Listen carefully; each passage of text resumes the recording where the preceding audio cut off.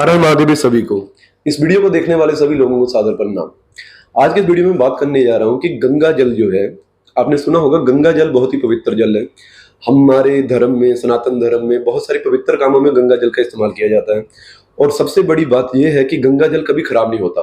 आप उसको काफी सालों तक किसी बोतल में डाल के भी रख लेंगे और किसी भी नदी का जल खराब हो जाएगा, दूषित हो जाएगा, बदबू मारेगा, या कीड़े पड़ जाएंगे, या खराब हो जाएगा।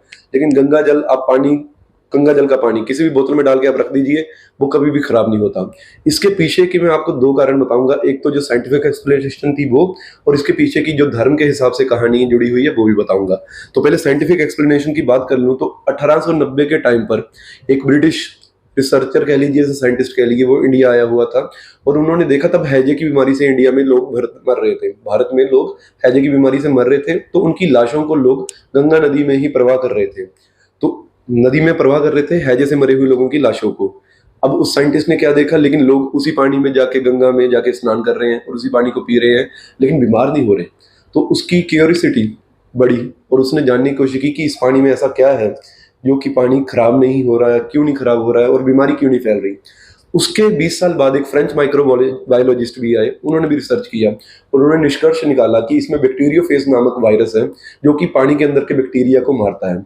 आज की डेट में साइंटिस्टों ने उसके निंजा वायरस का नाम दिया है, जो कि पानी को शुद्ध करता है। एक थ्योरी और दी गई थी कि गंगोत्री ग्लेशियर से जो गंगा नदी शुरू होती है तो वहां पर काफी जड़ी बूटियां हैं, तो उनसे जब मिक्स होकर निकलती है तो उसके कारण भी उसका पानी शुद्ध रहता है और उसके बहुत सारे फायदे हैं।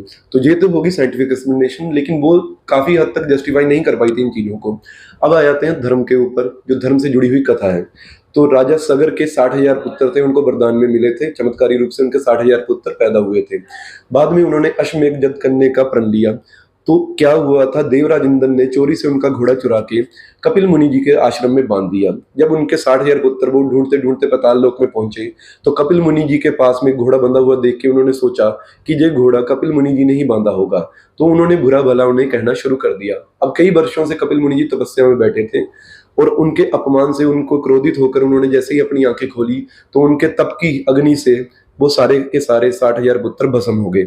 अब उसके बाद अपने पुत्रों को भस्म, उनके पुत्र जब भस्म हो गए, उसके बाद राजा सगर के बेटे अंशुमन जी ने एक असफल प्रयास किया, जिसमें कि उन्होंने कोशिश की थी कि उनके भाइयों को मुक्ति मिल सके और गंगा को धरती पे लाने का उन्होंने प्रयत्न किया।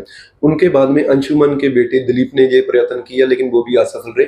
फिर दिलीप के दूसरे पत्नी के बेटे भगीरथ जी ने बाद में ब्रह्मा जी की तपस्या की। ब्रह्मा जी उनकी तपस्या से प्रसन्न हुए और उन्हें वरदान दिया गया कि गंगा को वो धरती पर लेके जा सकते हैं, जिससे कि उनके पूर्वजों को मुक्ति मिल जाएगी और मोक्ष की प्राप्ति होगी। लेकिन गंगा जी ने बाद में आग्रह किया कि उनका तेज वेग धरती पर वो जब जाएंगे तो कौन सह पाएगा। इसके बाद भगीरथ जी शिव भगवान के पास जाते हैं, तो शिव भगवान जी गंगा को अपनी जटाओं में धारण करते हैं और एक लठ खोल देते हैं, जिससे कि उनके तीव्र वेग को उनको एक स्थायी वेग मिला और बाद में वो धरती पर आए। और धरती पर आए तो बाद में उनके जो ऋषि कपिल मुनि के आश्रम में बाद में गंगा जी गए भगीरथ जी के पीछे पीछे, और बाद में उनके राजा सगर के पुत्रों को मोक्ष की प्राप्ति हुई। तो ये था भाई धर्म के ऊपर, और एक था साइंटिफिक एक्सप्लेनेशन। तो इस वीडियो के लिए बस इतना ही। अंत में कहूंगा कि जय हिंद और जय भारत।